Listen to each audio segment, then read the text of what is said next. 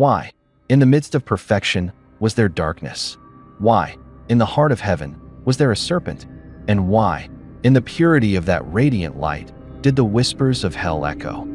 The garden was called Eden, a place where everything was crafted to glorify the Creator's splendor.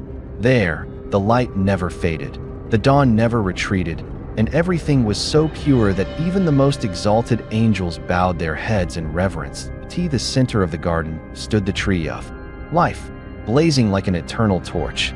For pristine rivers flowed around it, nourishing the meadows, the blossoms, and the gentle creatures.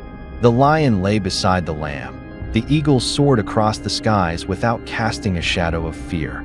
Adam and Eve, the first two humans, walked there like children in a palace of crystal, their bare hands touching every wonder, their wide eyes brimming with happiness and trust.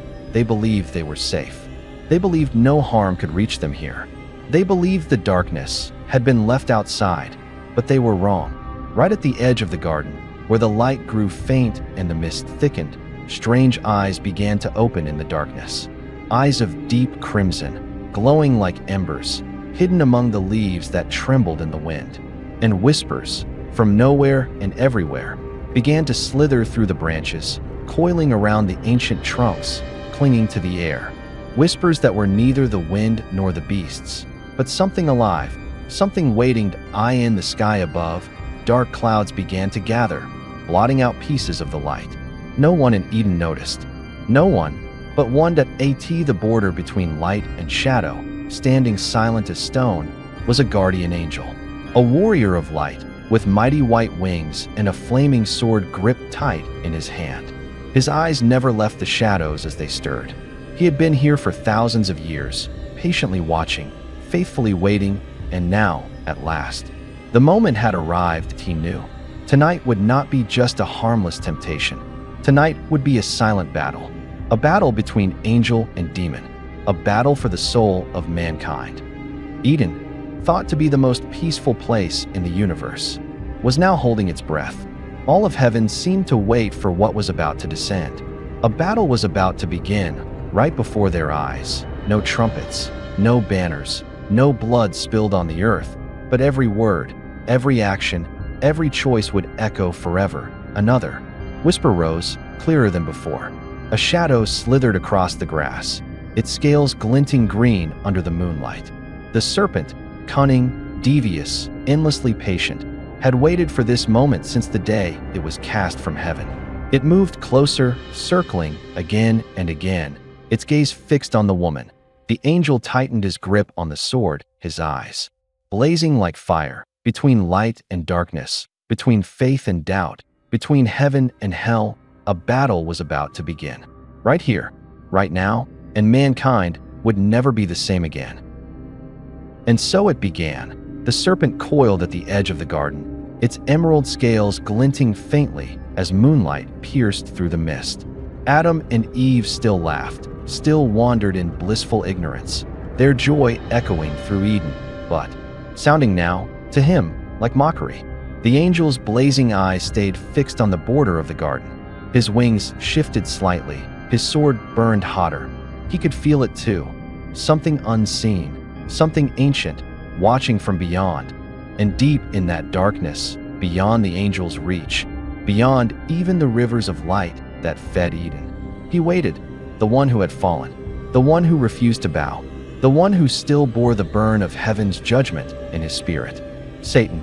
There was a time he too stood in the light, a time when his wings stretched wider than the skies and his voice led choirs of 1,000 angels in praise. But pride had hollowed him from within, and when he fell hard, crashing through the firmament, cast into darkness. Yet his hunger never died. Not even here, in exile, could he let go of what he believed was rightfully his. And now, here it was before him again, beauty, perfection, innocence, all of it entrusted to them. Too fragile, trusting humans. He watched them for a long, long time, longer than any mortal could imagine. From the shadows, unseen, he studied every laugh, every glance, every hesitation. And slowly he saw it. A crack in their hearts. They did not know it yet, but inside them already burned a question, small and quiet, but sharp as a knife. Why must we obey? Why can't we be like him? That was all he needed. The same poison that once corrupted him could now be whispered into them, and it would bloom just as it had bloomed in him. And so, he chose his form. Not the dreadful splendor of his former angelic self. No, that would only terrify. Not the blackened figure he had become. No, they would shrink away. But a serpent, the perfect vessel of cunning. A creature that moved with silence, with patience, with an elegance that belied its venom. A symbol of wisdom and deception intertwined that he curled around himself in the dark and smiled. Or what passed for a smile. Even his minions, crouched low in the shadows, shrank back from him, for they too knew this was the hour he had waited for. And then, the second part of the plan. Not just a whisper, but a distraction. He could not risk the guardian angel's watchful gaze falling at the wrong moment. The angel was too vigilant, too fierce. He could sense the faint light of heaven still burning in that warrior's chest. Satan summoned them. The fallen, the darkened, his shattered army. They crouched at his feet like smoke and shadow, waiting. And he spoke. Draw him away. Distract him. We only need moments. That is all. Moments to plant the seed. And then, the rest will follow. They hissed in unison, a sound that seemed to make the very air in the garden grow cold and melted into the mists. Soon, they would rise at the edges of Eden, sowing confusion, testing the angel's resolve, pulling his eyes away just long enough to eye in the silence that followed. The serpent uncoiled. The time had come. His eyes glowed faintly as he slipped forward, crossing that fragile line between darkness and light, between heaven's peace and hell's hunger. Eden still shimmered ahead, unaware. But beneath its beauty, its rivers and trees and laughter, something ancient slithered ever closer, and in the heart of the serpent, one thought burned. If I cannot rule heaven, then I will claim the earth. And then came the night. The moon hung high, shrouded in thin, silvery clouds, casting Eden in a pale glow. The rivers gleamed softly, the leaves swayed in a gentle breeze, and the two humans slept, side by side, on a bed of grass beneath the tree of life. Their breathing was steady, peaceful, their hands still clasped together, even in sleep. But the darkness did not sleep. From beyond the edge of Eden, where the light thinned and the mist thickened into blackness, they emerged. At first, there was no sound, no footfall, no rustle, no cry, only the subtle shifting of the air as something heavy moved through it. And then, a faint shimmer in the dark, like black glass catching a hidden flame. Eyes, wings, claws. The fallen had arrived at a host of broken angels, clad in shadow. And ash descended on the borders of Eden like a silent storm.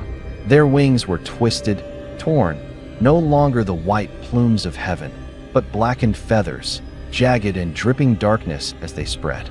Their swords were obsidian, serrated and cruel, and their faces bore no warmth, only hatred and hunger. The first whisper of their approach, the guardian angel's eyes flared open that he moved before the mist even parted. In an instant his wings shot out, blazing white, the flaming sword already burning in his grip. With a single powerful beat of his wings, he launched himself toward the edge of the garden, a comet of fire streaking across the night sky. And then they struck. The first of the fallen lunged at him, a shriek like 1,000 knives tearing through the air, and their swords clashed, exploding into a shower of sparks that lit up the garden's edge.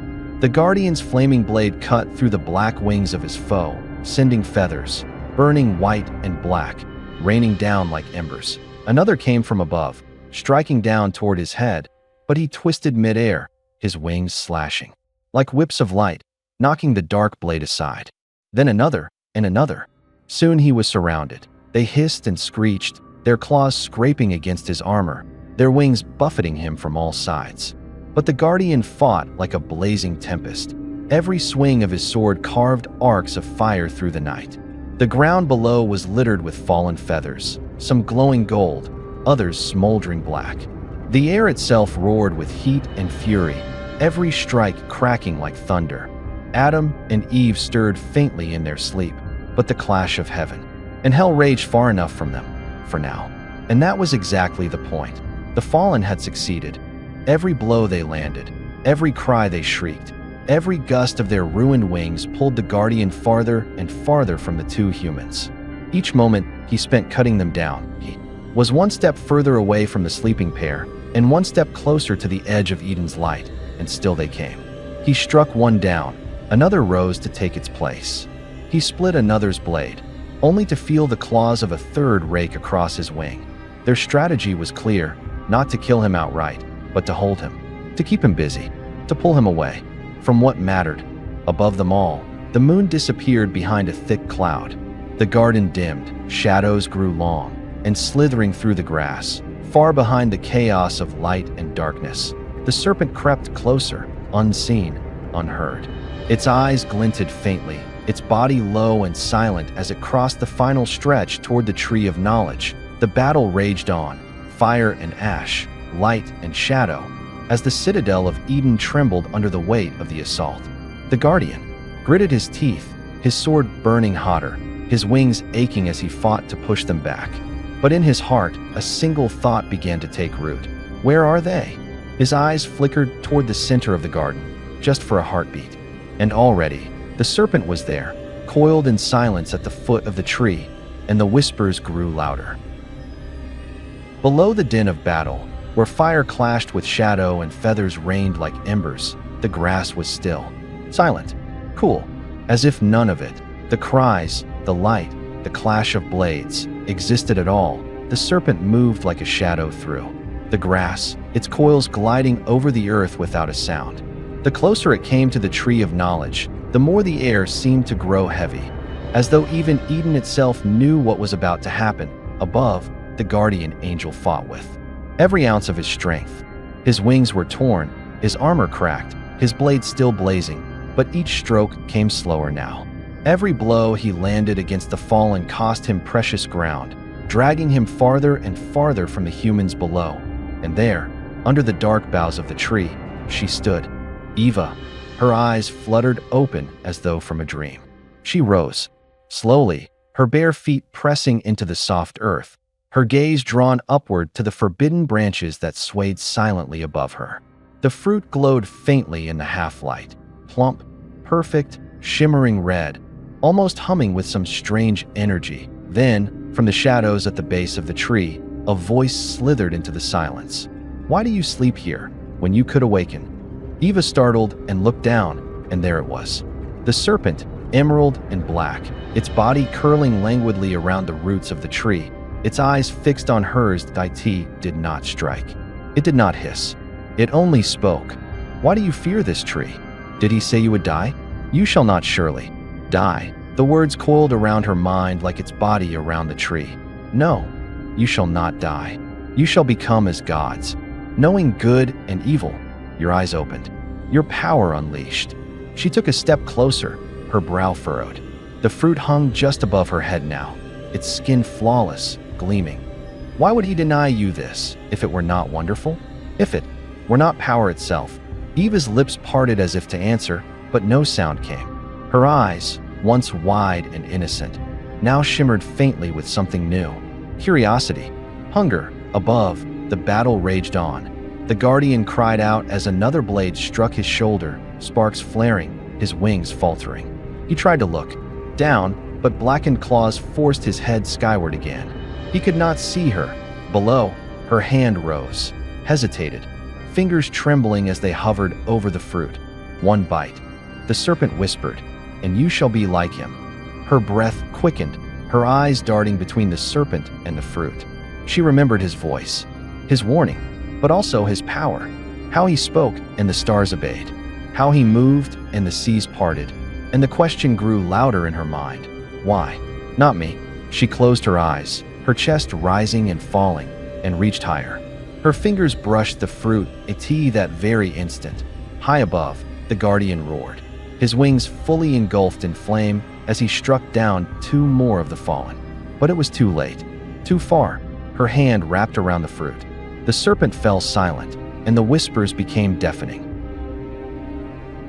Her fingers tightened around the fruit. It felt heavier than it looked, warm, almost alive, as though it could feel her touch, and it was waiting. Above her, the battle raged. The guardian angel's wings were tattered, his light flickering now, no longer the blazing beacon it had been. The fallen pressed harder, claws and blades striking faster, darker. And far below them, the serpent's gaze never left her. Do it. One bite, and you will see. Eva's breath caught. Her hand trembled. And then, she pulled that crack. The sound was deafening. Not just a snap of stem, but a shattering sound that echoed through the entire garden, like a crack of thunder splitting the sky. The branches above her quivered, leaves raining down in a sudden gust of wind. The rivers rippled violently. The air itself seemed to shudder. She stared at it. This thing in her hands, her own reflection distorted on its flawless surface. The serpent's eyes glowed brighter, and it whispered one final time, "Now see." She raised it to her lips. Her teeth sank in. The skin broke with a sharp, wet sound, and juice, dark and sweet, spilled over her fingers, and in that instant, the world changed, light dimmed. A low, guttural laugh rolled through the garden, a sound that made the earth tremble beneath her feet. Adam stirred behind her, his eyes wide, confusion and fear warring in his face. "What have you done?" he breathed, but even as he spoke, his own hand reached for the fruit she now offered him. His fingers brushed hers, and for a heartbeat, he hesitated. But the serpent only watched, silent now, triumphant. And Adam bit. The second crack, softer this time, but no less final, rang out like a death knell. The two of them stood there, together, tasting what they thought was power, and feeling, for the first time, naked. Above, the guardian's blade faltered. The flame sputtered. The brilliance in his wings began to dim, as though some invisible chain now bound him. And then came the laughter, from every corner of the garden, from the trees, the rivers, the shadows. It rose like smoke. Mocking, cold, triumphant. The serpent uncoiled fully now, its head rising high, its body shimmering as though made of molten darkness. And deep within that hiss of laughter, a voice thundered, not from the serpent, but from the depths of something older and blacker than the earth itself. "It is done." The darkness surged. It poured from the edges of Eden like a flood, washing over the soft grass, blotting out the stars above. The rivers ran dark. The animals scattered, their cries sharp and fearful. The tree of life dimmed, its light withdrawing into itself as if in mourning. Adam and Eva clung to each other now, their eyes darting about, no longer filled with trust, but with shame, with fear, and from high above, the guardian angel fell too. His knees, his sword flickering weakly in his grasp, his voice a hoarse whisper against the rising roar of the abyss. No, but below him, Satan only laughed, and the night devoured Eden whole. And then, silence. For a moment after the laughter faded, the air itself seemed to hold its breath. But only for a moment. The sky above them began to darken. What had been a warm golden dawn was now choked by black clouds, swirling and colliding like angry beasts. The rivers churned and foamed as icy winds swept through the garden, rattling branches, stripping leaves. The soft grass turned brittle underfoot. From deep within the forest, the animals cried out, shrill, confused, afraid, and scattered into the shadows, their eyes wide with panic. Even the lion, once content beside the lamb, roared and fled. The eagle's wings beat against the air as it rose into the storm, its scream sharp as steel. Adam and Eve stood in the center of it all, clutching each other, trembling. But the warmth was gone. The safety was gone.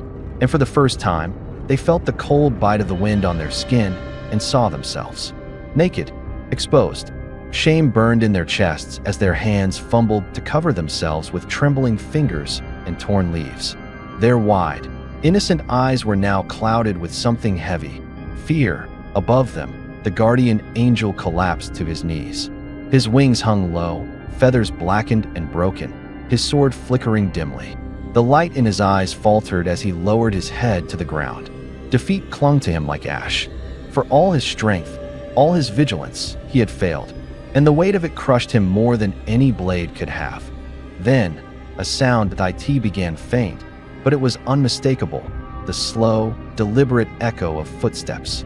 One by one, they grew louder, heavier, resonating through every tree, every stone, every corner of Eden. Each step sent the darkness recoiling, shrinking back into the cracks it had come from. The very air seemed to split open under the force of that presence. Adam and Eve froze, breathless.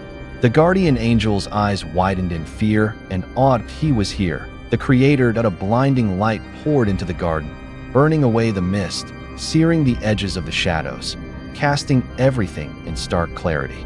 Every fallen feather, every broken branch, every trembling creature, all stood still.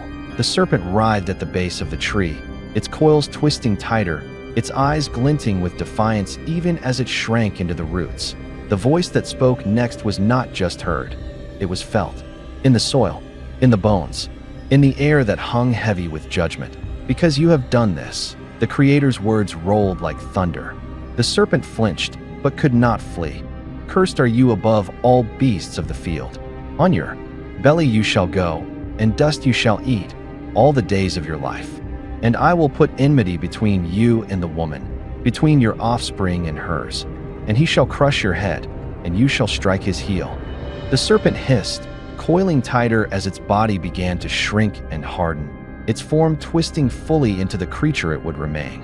Its laughter was gone now, replaced by a low, bitter whisper before it vanished into the earth. Then his gaze turned to Adam and Eve. They stood shaking, unable to meet his eyes, clutching leaves to themselves as though they could hide. But nothing could hide them now. Because you listened, he said, and his voice cracked the silence like a blade. You shall toil by the sweat of your brow. The ground will resist you. Thorns and thistles it shall yield for you. You shall eat in sorrow all the days of your life, until you return to the dust from which you came. Eve wept quietly, her tears carving tracks down her dirt-streaked cheeks. The Creator raised his hand. The light flared, and in that flash, they found themselves standing at the edge of Eden, their backs to the brilliance they once walked freely in. Behind them, the garden still glowed, but already its colors seemed farther away, colder, unreachable. Then, with a sound like 1,000 blades being drawn at once, the entrance to Eden sealed, and a wall of fire rose between them and the garden, brilliant and unyielding. And at its center stood the guardian angel, his wings restored, but his eyes still heavy with grief. In his hand, the flaming sword burned hotter than ever as he took his place at the gate, watching them go, watching to ensure they would never return. Adam and Eve turned to face the barren earth before them, cold wind cutting across their skin, and took their first steps away. Behind them, the gates of Eden blazed shut, and the silence that followed was heavier than any storm. The wind was cold now, colder than anything Adam and Eve had ever felt. Their feet sank into dry, cracked earth, each step heavy, awkward, foreign. The soil outside Eden was rough and barren, stripped of the lush green that once cradled their every footfall. The air smelled of dust, and the horizon stretched wide and empty before them, a land they did not know and did not want. Behind them, the blazing gate of Eden roared, fire and light mingling into an impassable wall. It lit the edge of the sky like a scar. The guardian angel stood there, just beyond the flames. His silhouette was sharp against the golden inferno, wings spread high, sword lowered but still burning.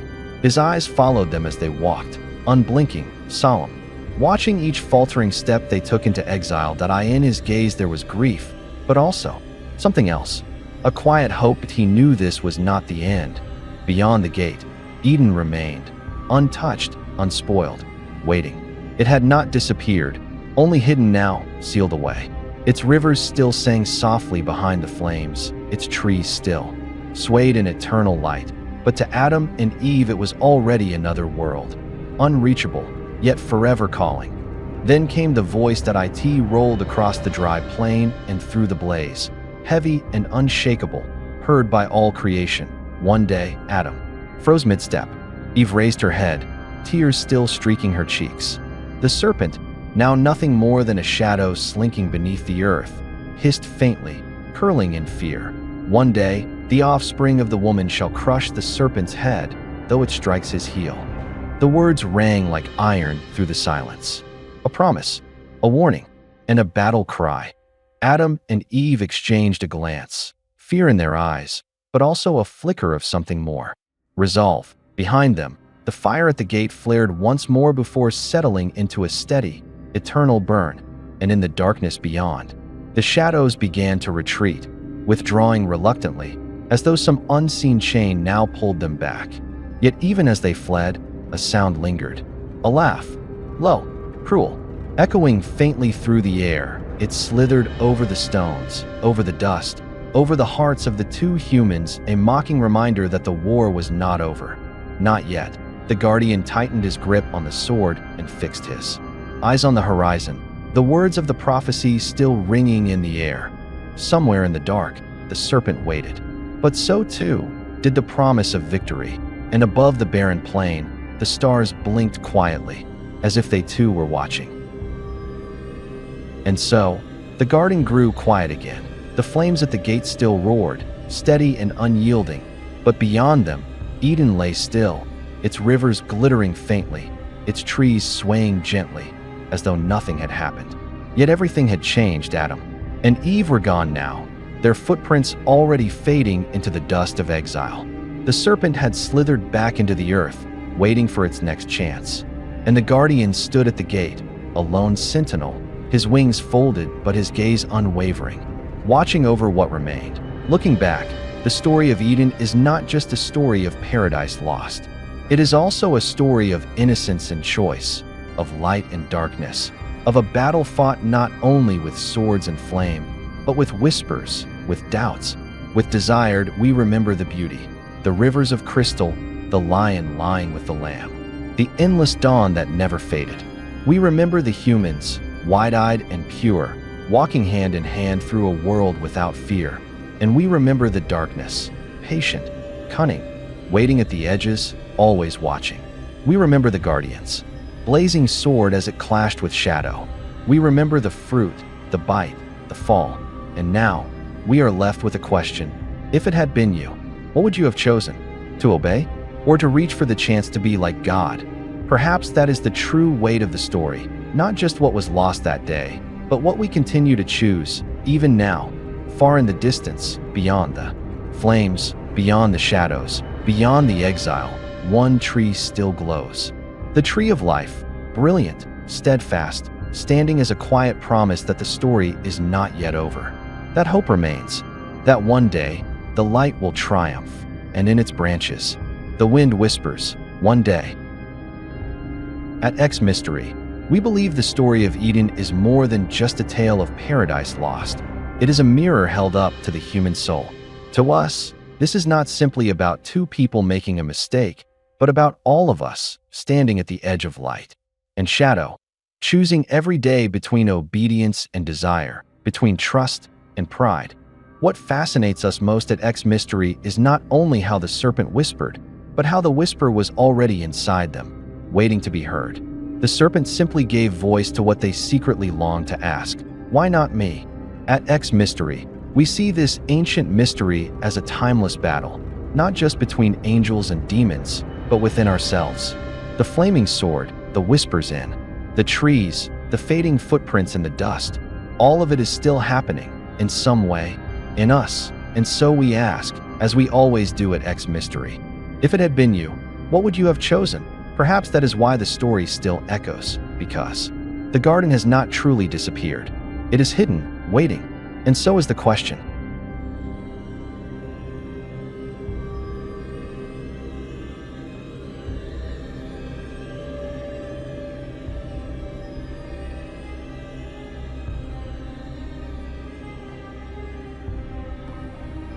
The journey of discovery has just begun. If you are curious and passionate about uncovering the world's unsolved mystery, don't hesitate to hit the subscribe button for X Mystery and join us in unraveling surprising truths in upcoming videos.